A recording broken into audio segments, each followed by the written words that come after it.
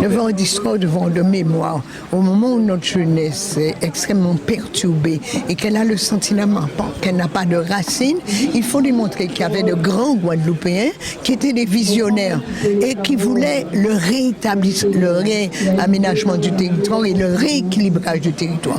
Vous l'avez vu, Rivière des Pères a été l'objet d'un partage par nos ancêtres, les esclavagistes de l'époque, qui ont divisé les terres à leur manière et dans leur intérêt. Mais il y a eu quand même deux grands hommes.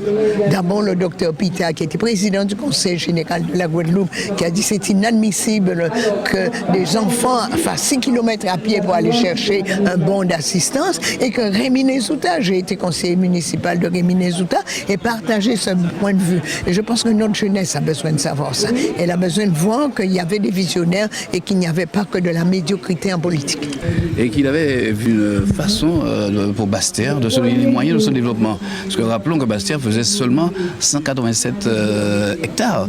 Imaginons Basse-Terre sans l'apport de Rivière des Pères, sans l'apport de Saint-Hyacinthe, Montbazin, Guillard, tout cela. Donc je pense qu'il y avait déjà une volonté de mutualiser, de faire ensemble, de construire une unité qui serait peut-être en pendant avec la région de Pointe-Pointe-3, ce qui se développait. Et quelques années après, on a quelques soucis quand même à trouver, à dire encore que Basse-Terre est chef-lieu, parce que Pointe-à-Pitre s'est développé entre-temps.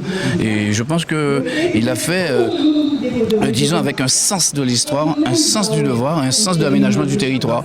Pas simplement au niveau social, je pense, mais enfin, même si les considérants ont été, pour l'emporter à l'époque, des considérants sociaux.